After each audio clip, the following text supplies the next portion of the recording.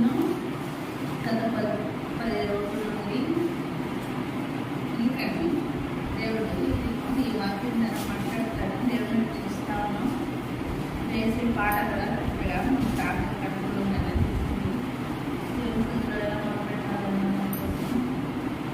అంటే మత్తయి సువార్త 15వ అధ్యాయం 21 నుంచి 28 వరకు మార్చి చదువుకుందాం.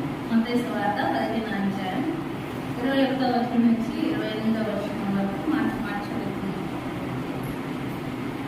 యేసు అక్కడి నుండి బయలుదేరి తూరు సీదోనుల ప్రాంతంలోకి వెళ్ళగా, ఇదిగో ఆ ప్రాంతంలో నుండి కనాను స్త్రీలు వచ్చి, ప్రభువా, దావీదు కుమారుడా, నన్ను కరుణింపుము, నా కుమార్తె దయ్యం పట్టి బహు బాధపడుచున్నదని కేకలు వేసాను.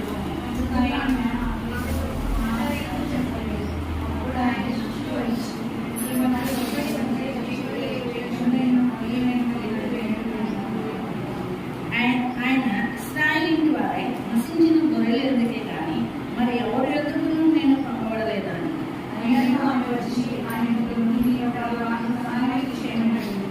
అందుకైనా పిల్లల రొట్టె తీసుకొని కుక్క పిల్లలకు వేయట యుక్తము కాదని చెప్పగా,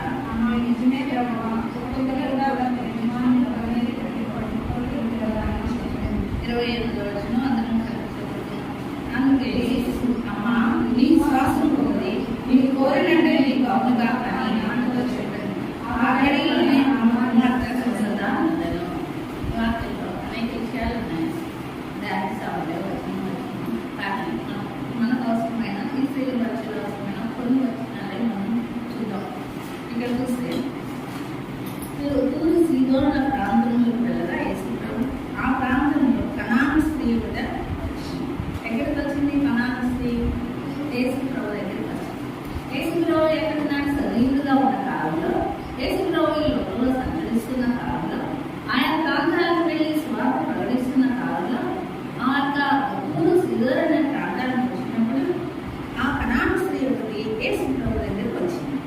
వచ్చి ఏమడుగుతా ఉంది? యేసు ప్రభు దగ్గరికి వచ్చి, ప్రభువా, దావీదు కుమారుడా, నన్ను కరుణింపు. ముందు అడుగుతుంది ఏంటి? ప్రభువా, దావీదు కుమారుడా, నన్ను కరుణింపు. వెంటనే కరుణించమనకుండా ముందు ఏం చెప్పాలి? తన అక్కరేదో చెప్పాలి. కానీ ఇక్కడేమడుగుతుంది? ఒక అన్యురాలు, దేవుడు అంటే ఇంత వెంటనే స్త్రీ ముందు కరుణింపము అనంటే నన్ను క్షమించు అంటారు. అంటే ఏంటి?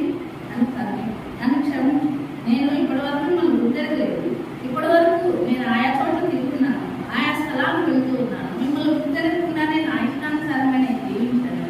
అందుకని ఇప్పుడు నేను గుర్తెరిగాను. ప్రభువా, దావీదు కుమారుడా, నన్ను కరుణించు. అంటే దేవుడి దగ్గరికి వచ్చిన వెంటనే మనం నేర్చుకోవలసింది ఒకటి అని ఒక అన్యురాలైన ఈ స్త్రీ ద్వారా దేవుడు మనకి నేర్పిస్తున్నాడు. అంతగా ఈ అన్యురాలంటే ఎవరు చూడండి, అసలు ఈయన ఎవరు ఒకసారి చూద్దాం ఏంటి అనేది. ద్వితీయోపదేశకాండము 7వ అధ్యాయము 1-2 వచనాలు చదవండి. ద్వితీయోపదేశకాండము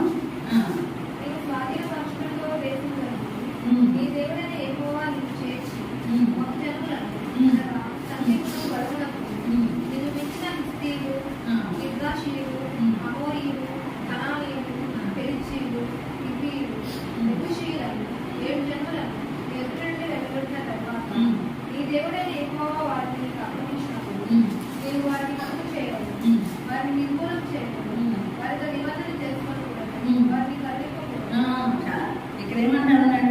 ప్రభువైన యేసు ప్రభువైన యెహోవా ఆదిమంతం కాలంలో దేవుడు ఇక్కడ మోషేతో మాట్లాడుతూ ఉన్నాడు. ఏంటి? కనాను ప్రాంతానికి మీరు వెళ్తా ఉన్నారు. ఐగుప్తు దేశం నుంచి కనాను దేశానికి అవుతున్నారు. అయితే కనాను దేశంలో ఖాళీ ఉన్న స్థలమా? కాదు. కనాను దేశం ఖాళీ ఉన్న స్థలం ఏమి కాదు. ఆ ప్రాంతంలో ఏ ప్రజలు ఉన్నారు? ఇదిగో 8 రకాల ప్రజలు ఉన్నారు. హిత్తీయులు, గిర్గాషీయులు, అమోరీయులు, కనానీయులు, పెరిజీయులు, హివ్వీయులు. అంటే ఖాళీ ఉన్న స్థలంలో, అంటే ఖాళీ ఉన్న ఇంట్లో నీకు ఇవ్వడం. ఆయన అంటే ఖాళీ ఉన్న ఇల్లు నీకు ఇవ్వలేదు, ఖాళీ ఉన్న స్థలం ఇవ్వలేదు. అక్కడ మంచి పాలుతేళ్లు ప్రవహించే దేశమే, అక్కడ మంచి పంటలు పండే దేశమే. అయితే అనేక రకరకాల జాతులు కలిగిన మనుషులు అక్కడ ఉన్నారు. అయితే అక్కడికి వెళ్ళినప్పుడు నువ్వేం చేయాలి? వాళ్ళు నీకు అప్పగిస్తున్నాను, వాళ్ళని అర్థం చేయాలి. వాళ్ళని అప్పగిస్తున్నాను కాబట్టి వాళ్ళతో సవాసం చేయకూడదు. వాళ్ళతో ఏమనకూడదు, వాళ్ళతో ఏం చేయాలి, వాళ్ళకి దూరంగా ఉండాలి, వాళ్ళని ఏం చేయాలి, ప్రార్థన చేయాలి. అంతేకాకుండా ఏమంటున్నాడు, వాళ్ళని నిర్మూలన చేయాలి, వారితో నిబంధన చేసుకోకూడదు, వారిని కరుణింపకూడదు. ఈ కనానీయుల గురించి దేవుడు అది నాకు మోషేతో చెప్పాడు. అవును కదా, ఆ కనానీయురాలే అవునా, అంటే ఈ కనానీయురాలు వారిని కరుణించకూడదని ఎందుకు చెప్తా వచ్చాడు, వారు పూర్తిగా దేవునికి వ్యతిరేకస్తులుగా ఉన్నారు, అందుకే కరుణించదు, నిబంధన చేసుకోవద్దు అని చెప్తా ఉన్నాడు. అలాంటి వారిని ఏం చేస్తా ఉన్నాడు, కరుణించదంటే ఇప్పుడు ఏమొచ్చి ఏం చెప్తా ఉంది, ఏమడుగుతుంది దేవుడిని, దేవా దేవా ఏం చేయమంటుంది, నన్ను కరుణించు, ఎంత చక్కగా అడుగుతా ఉంది. అవును కదా, ఎవరైనా వచ్చి నన్ను క్షమించండి ఎలా ఉంటుంది, మనకి ఎలా ఉంటుంది, అవును కదా.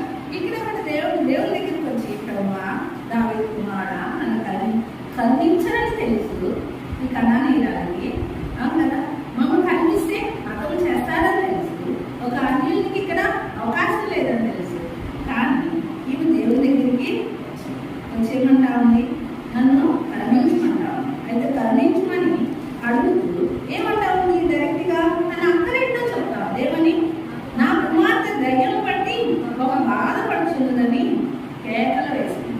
అన్నా ఆ మామూలుగా అనలేదంట, నా కుమార్తె అంటే ఎవరి కొరకు వచ్చింది, కరుణించమని అడగడానికి ఎవరి కొరకు వచ్చింది, తన అక్కల కోసం రాలేదు, తన భర్త కోసం రాలేదు, కానీ తన బిడ్డ కోసం వచ్చింది. ఎవరి కోసం వచ్చిందంట దేవుని ఇంటికి, తన బిడ్డ కోసం వచ్చింది. తన కుమార్తెకి ఏమైందంట, దయ్యం పట్టి. ఎలా ఉందంట తన కుమార్తె, దయ్యం పట్టి బాధపడతా ఉందంట. అంటే దయ్యం పట్టిన వాళ్ళ సంగతి మనకి తెలుసు, మన చుట్టూ అనేక మంది కనిపిస్తూ ఉంటారు. ఎలా ఉంటారు దయ్యం పట్టిన వాళ్ళు, మన బయటలో కూడా ఉంది. ఆ గెరాసీలో ప్రాంతాల్లో దయ్యం పట్టిన వాడిని ఏం చేశారు, కాళ్ళ చేతుల్లో సంఖ్యలతో బంధించేసేవారు.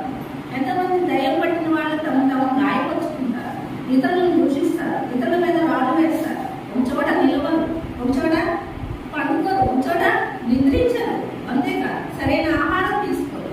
వాళ్ళు ఎలా ఉంటారు, పిచ్చుపట్టిన వారిగా వారి ఇష్టానుసారంగా ఎవరు సాధు చేయలేరు వారిని కదా. తల్లిదండ్రులే కాదు, బంధువులే కాదు, భర్తే కాదు, భార్య కాదు, ఎవరు వారిని గుణపరచలేరు. అందుకోసం అనేక చోట్లకు తిరుగుతారు. ఎలా తిరుగుతారు, ఎక్కడ దెయ్యం వదిలించే వాళ్ళు ఉన్నారు అంటే అక్కడికి వెళ్తారు. అవును కదా, ఆ దేవాలయానికి వెళ్ళాలి, లేకపోతే ఆ ఊరికి వెళ్ళాలి, లేకపోతే ఆ మంత్రాలు చేయాలి, లేకపోతే ఆ మంత్రాలు చేయాలి అని ఎవరు ఏది చెప్తే అలా చేసిన వాళ్ళు ఎంతమంది అన్నారు కదా మన చుట్టూ, అలా వెళ్తా ఉంటారు. అంతేకాదు ఎంతో ఖర్చు పెడతారు. ఆ దయ్యం పోగొట్టుకోవడానికి ఎంతైనా ఖర్చు పెడతారు, ఎంత ప్రయాసైనా పడతారు, ఎంత దూరమైనా వెళ్తారు. అవును కదా, ఆ టైంలో ఆ అమ్మాయికి ఆ దయ్యం పట్టిన వారికి ఎన్ని దెబ్బలైనా పడతారు. అవును కదా, ఎంతటి వ్యాపారం అట్లా ఎంతో ప్రయాసపడి అలాంటి శ్రమపడి చివరికి అంత చేసి విసిగిపోయి ఇక దయ్యం పోక చివరికి ఎక్కడికి వచ్చింది, అన్ని చోట్ల తిరిగింది, అన్ని ప్రాంతాలకు వెళ్ళింది, అన్ని అంతరాలు కట్టించింది, అన్ని మంత్రాలు వేసింది, ఎన్నో పూజలు చేసింది, ఎక్కడ దయ్యం వదిలిపోలేదు.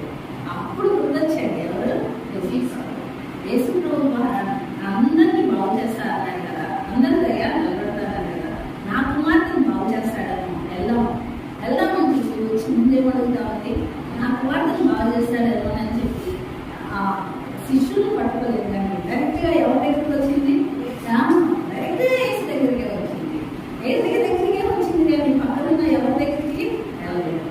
అన్న యేసు దగ్గరికి వచ్చి ఏమన్నా ఉంది, ప్రభువా నన్ను కరుణించు, దేవా నన్ను కరుణించు, నా కుమార్తె దయ్యం పెట్టి మళ్ళీ బాధపడుతుంది అయ్యా అని ఎలా చెప్తుంది, చిన్నగా చెప్తుందా, కేకలేస్తుందా. కేకలు అంటే ఎలా ఉన్నాయి, కేకలు ఎలా ఉంటాయి, ఎలా ఉంటాయి కేకలు అంటే, ఎవరైనా పిలిచేటప్పుడు ఎలా ఉంటుంది, పెద్దగా పిలుస్తారు కదా, ఎవరు వింటున్నారా లేదా పట్టించుకో. కేక అంటే ఎలా ఉంటుంది, పక్కన ఎవరైనా ఏమైనా అనుకుంటారా కూడా తెలియదు కేకేసేటప్పుడు. అవును కదా, ఎవరైనా పిలుస్తున్నప్పుడు ఏదైనా పిలవాలంటే ఎవరైనా ఏమైనా అనుకుంటారో కూడా తెలియదు. ఇలా ఏమి పట్టించుకోకుండా మనం అనుకున్నది నెరవేర్చుకోవడానికి, అంటే మనం పిలుస్తున్నవాడు మన దగ్గరికి రావడానికి, మనం పిలుస్తున్న వాడికి ఆ స్వరం వినపడాలంటే ఏం చేయాలి, పెద్దగా అలా కేక వేస్తా ఉంది. ఏమని, దావీదు కుమారుడా నన్ను కరుణించు, నా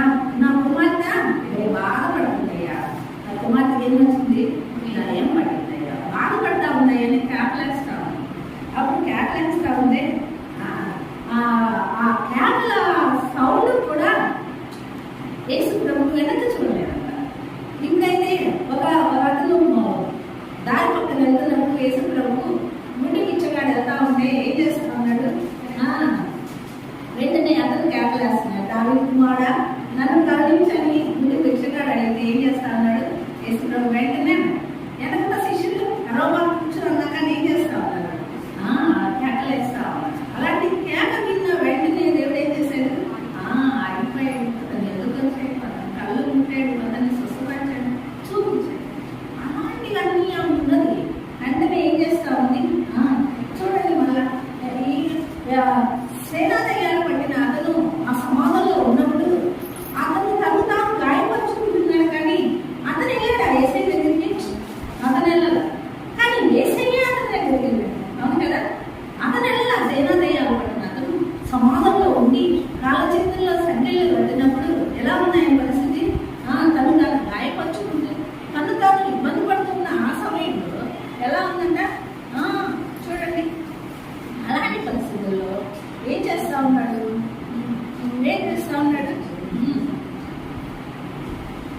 మార్కు సువార్త 3వ అధ్యాయం 11వ వచనం.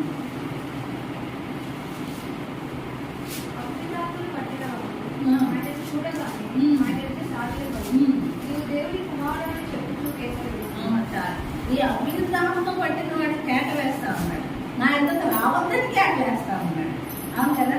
నన్ను ఏం చేస్తా ఉన్నాడు, నా ఎందుకు రావద్దని ఏం కేకేస్తుంది, దెయ్యలే కేకలేస్తా ఉన్నాయి.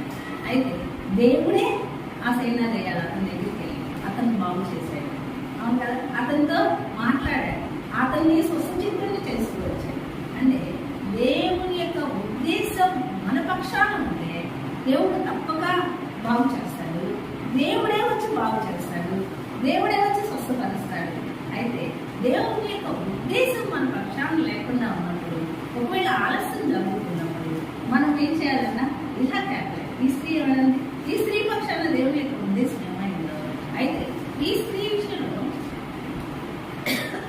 నేను అనుకుంటున్నాను, ఈ స్త్రీని దేవుడు పరీక్షిస్తున్నాడేమో, అందుకే ఎలా ఉన్నాడు, అక్కడ కేకలేస్తున్న వాళ్ళకైతే ఎలా వెళ్ళాడు, వాళ్ళు పిలవకుండానే వెళ్ళాడు, అవును కదా. సేనాదయ్యాలు పట్టిన అతని దగ్గరికి ఏసయ్యే వెళ్ళాడు, దావీదు కుమారుడా నన్ను కరుణించమని అతను అడగకముందే అతని దగ్గరికి వెళ్ళాడు.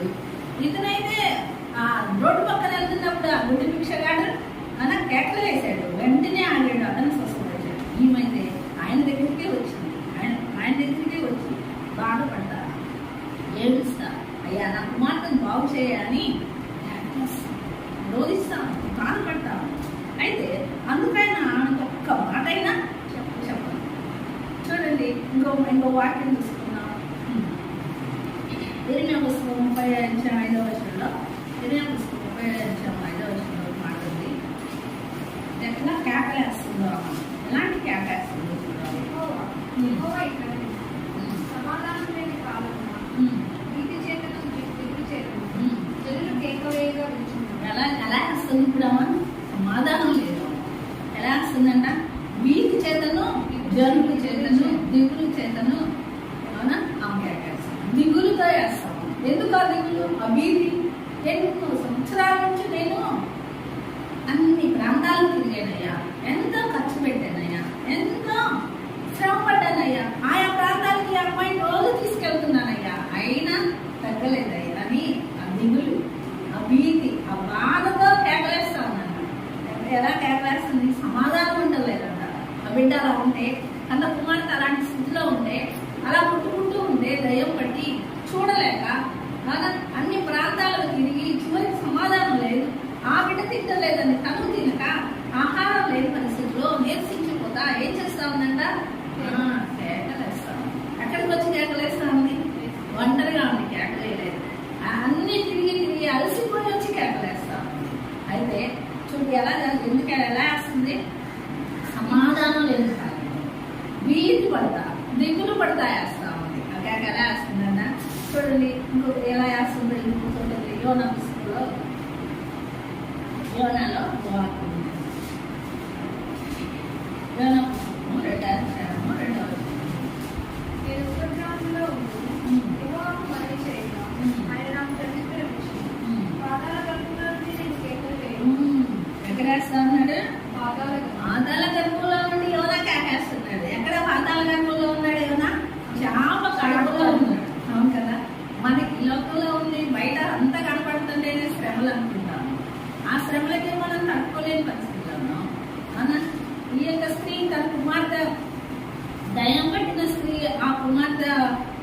కాలుతుందని తను కేకలేస్తామండి. యోనా అయితే ఎలాంటి పరిస్థితుల్లో ఉన్నాడు? బాధల గర్భంలో, ఇరుకు ప్రాంతంలో ఉన్నాడు. అవునా? వెలుగు లేని ప్రాంతంలో ఉన్నాడు, మురికి ప్రాంతంలో ఉన్నాడు. చేప కడుపండి ఎలా ఉంటుంది? మురికిగా ఉంటుంది కదా. అవునా? ఆ మురికి ప్రాంతంలో ఉన్నాడు. అంతేకాదు చీకటి కదా, వెళ్తుంటుందా చేప కడుపులో, లైట్లు ఉంది కదా, ఏంటి అలాంటి ఆ కాలం చీకటి, అక్కడ కేకలేస్తాడు. ఏం పరిస్థితి కూడా ఏముంది ఆమె చుట్టూ ఏముందంట? అంధకారమే, చీకటే, నెమ్మది లేదు, దిగులు. అవునా? వీటి ఇప్పుడు యోనాలాగా ఇక్కడ ఏముంది? పాఠాల గర్భంలో అంత ఉంది. కానీ నాకు తనకి ఏముందంట? ఆస్తి ఉంది, ఐస్క్రీమ్ ఉంది,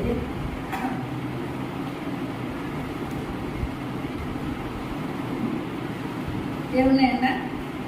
ఆస్తి ఉంది, ఐశ్వర్యం ఉంది, సమస్తం ఉంది, అందం ఉంది. అవునా? బంధు జనంగా ఉన్నారు, అందరూ ఉన్నారు. కానీ ఏం లేదంటే సమాధానం, మిగిలే బీతే.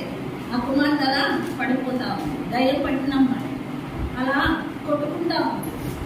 అని ఏం చేస్తా ఉందంట? కేకేస్తా ఉన్నాడు. చూడండి, యోనా అలాంటి కేకేస్తా వస్తున్నాడు. చూడండి, 2వ రాజుల్లో ఇంకో మాట చూడండి. 2వ రాజుల్లో 4వ అధ్యాయము 40వ వచనంలో మాట ఉంది. 2వ రాజు 4వ అధ్యాయం.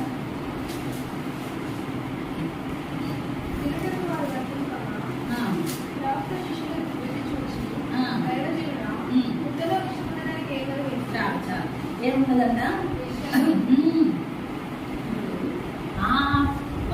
ఎలీషా శిష్యుడికి ఏముంది? కుండలో వంట చేసుకొని తినాలనుకున్న దాంట్లో విషం ఉందని కేకలు వేస్తా ఉన్నారు. తినడానికి వీలు పడలేదు.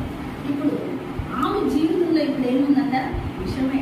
సంతోషం లేదు కదా, సమాధానం లేదు కదా. అందుకే నాకేముంది ఇప్పుడు? విషం. అంటే ఏంటి విషం? అంటే ఏంటి? తన చనిపోవడానికి కూడా పరిస్థితులు ఎదురవుతున్నాయి. అంటే విషము తిన్న ఆహారం ఏముంటుంది? విషమున్న ఆహారం తింటే చనిపోవటమే కదా. అంటే తన జీవితం ఇక నిస్సహాయ స్థితిలో, ఇక నాకు దిక్కు లేదు, నా బంధువర్గం నన్ను కాపాడలేదు. అవును కదా, నా తోబుట్టువులు నన్ను కాపాడలేదు, నా చుట్టూ ఉన్నవారు నా ఫుడ్ని బాగు చేయలేదు, నేను నమ్మిన నా దేవతలు నన్ను బాగు చేయలేదు, నాకున్న ఆస్తి నా కుమార్తెను బాగు చేయలేదయ్యా అని ఏం చేస్తా ఉందంట? కేకలు వేస్తాం. ఎలా? మీతో, భయంతో. అయితే అలాంటి పరిస్థితుల్లో చూడండి, ఇంకో వాక్యంలో లూకాసు వార్త 8వ అధ్యాయం 28వ వచనంలో, లూకాసు వార్త 8వ అధ్యాయం 28వ వచనంలో వాడు యేసును చూచి కేకలు వేసినాడు. ఆయన ఎదుట సాగిలపడి, యేసు, సర్వోన్నతుడైన దేవుని కుమారుడా, నాతో నీకేంటి?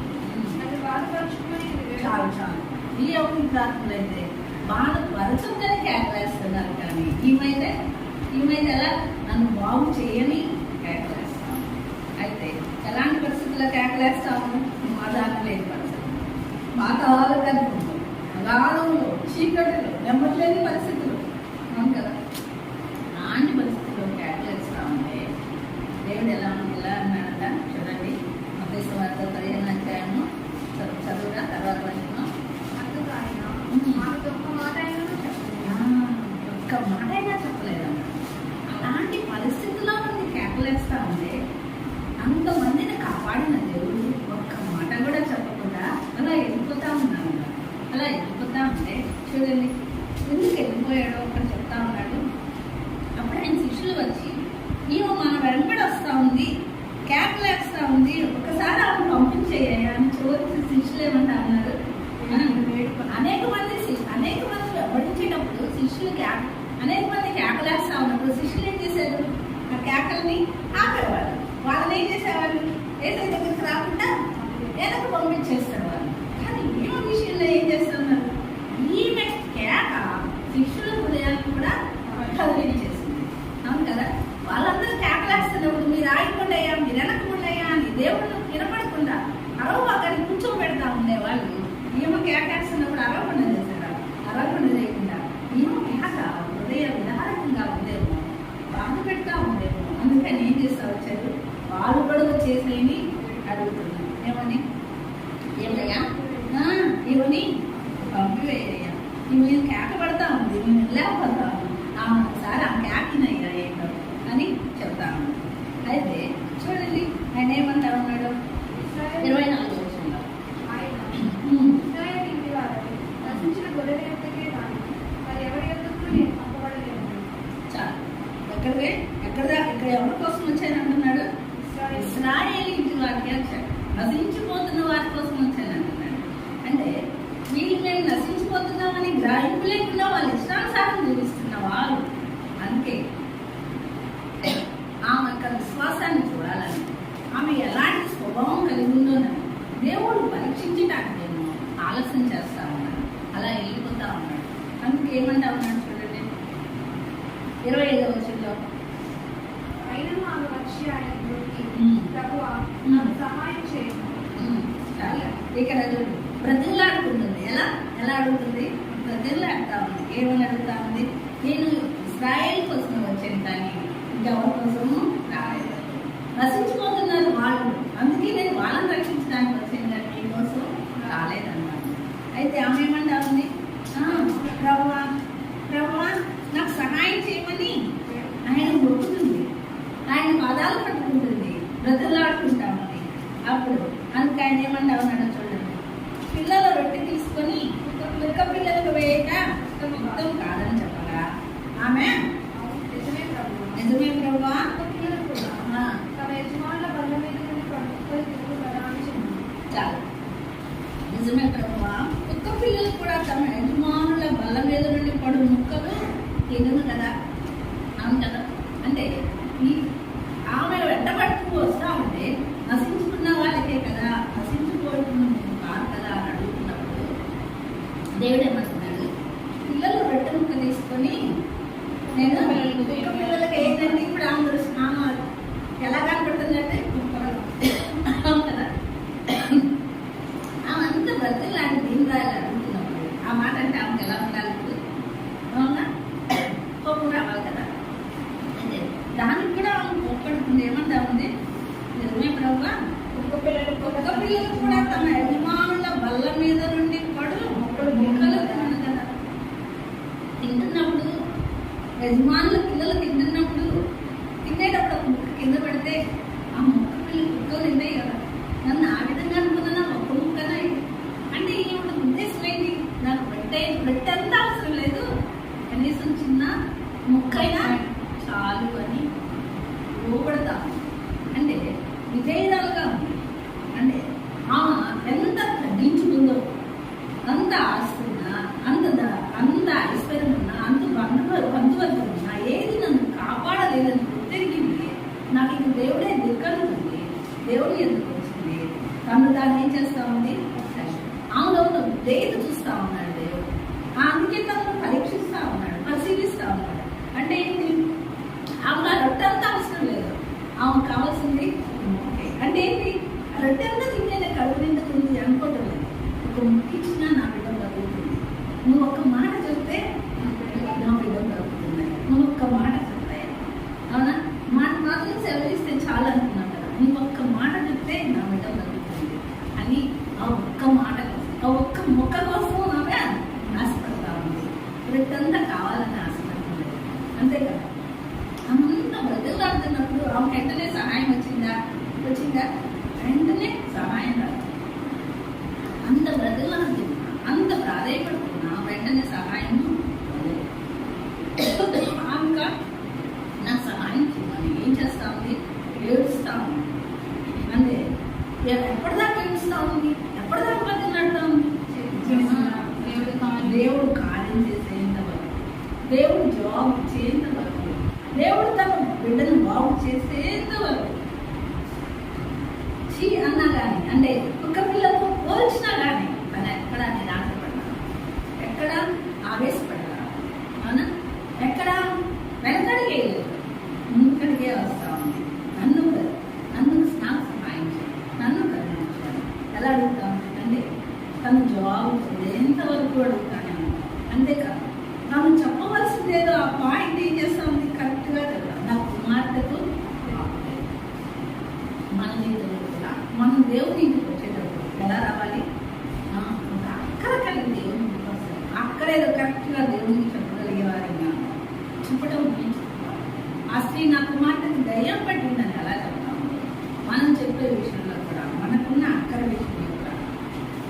గట్టిగా సూటిగా దేవుని అడిగేవారిగా ఉండాలి. అంతేకాదు ఆలస్యమవుతుందని నిరాశపడుతుందా మనం ఏం చేయాలన్నా అడుగుతూనే ఉండాలి. ఎలా ఓపికతో అడగాలి. ఎలా అడగాలి ప్రేమతో దేవుని అడగాలి, సాత్వికతతో అడగాలి, విధేయతతో అడగాలి, లోబడి అడగాలి, తగ్గింపుతో అడగాలి. అంతేకాదు అంటే మనమైతే ప్రార్థన చేస్తూ ఉంటాం. ఒక్కోసారి దేవుని సన్నిధిలో మనం ఎలా అడుగుతూ ఉంటాం, మన ఇష్టాలన్నీ అడుగుతాం. అంతేకాకుండా అనాలోచనగా అడుగుతూ ఉంటాం.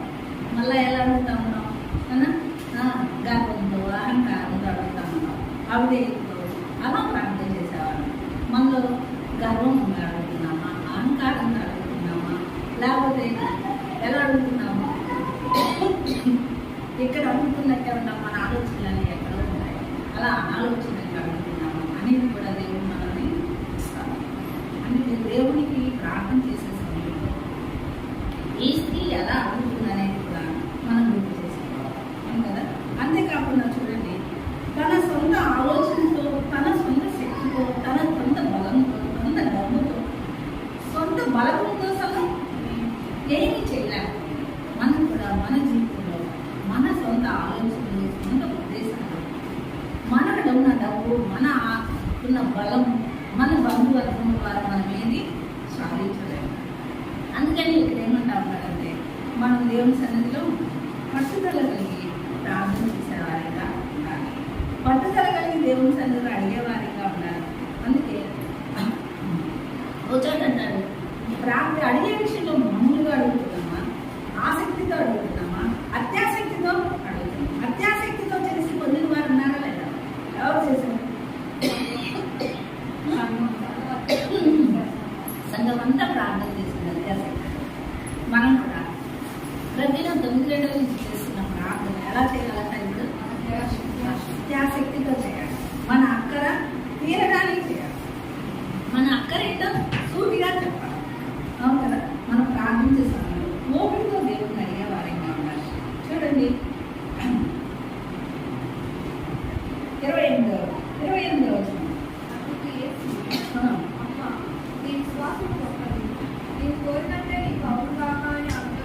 చాలు 28వ వచనంలో ఏమంటున్నాడు? ఎంత చక్కగా పిలుస్తున్నాడు. అంత కేకలేస్తున్నా వెళ్ళిపోయాడు అంటున్నాడు కదా. ఇప్పుడు ఎలా పిలుస్తున్నాడు? కదా అమ్మా, ఎలా పిలుస్తున్నాడు? అమ్మా, ప్రేమగా పిలుస్తున్నాడు. అమ్మా, ఒక స్త్రీ పిలిచాడు అమ్మ. ఆ వాహనాల స్త్రీ రాళ్ళతో కొట్టబడటానికి అందరూ వచ్చి రాళ్ళతో పడుతున్నప్పుడు, చేతితో తన భూమి మీద రాస్తున్నప్పుడు, అందరూ రాళ్ళు వేయకుండా వెళ్ళిపోయినప్పుడు, ఒంటరిగా మిగిలినప్పుడు ఆమెతో మాట్లాడుతున్నాడు. ఏమని? అమ్మా, ఎవరు నీకు శిక్ష విధించలేదా? అలానే ఈ పిల్లనేమంటున్నాడు?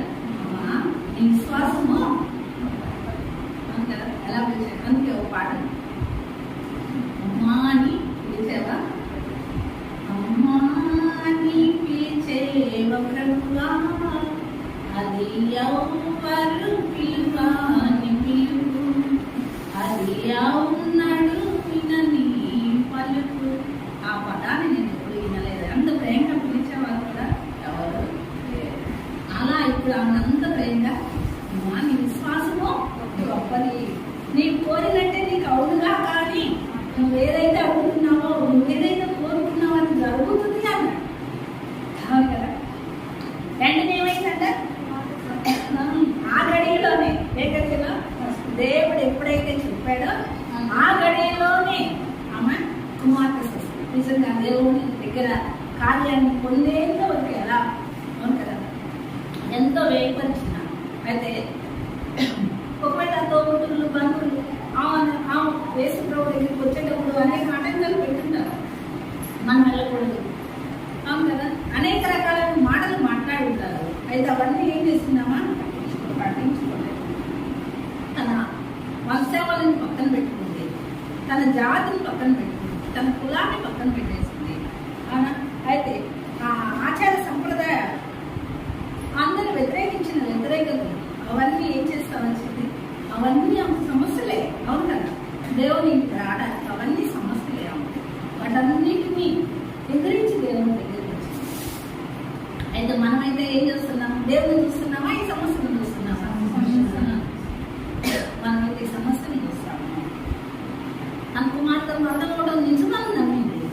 బాగు చేయించుకోవాలంటే ఎవరి వల్ల కాదు.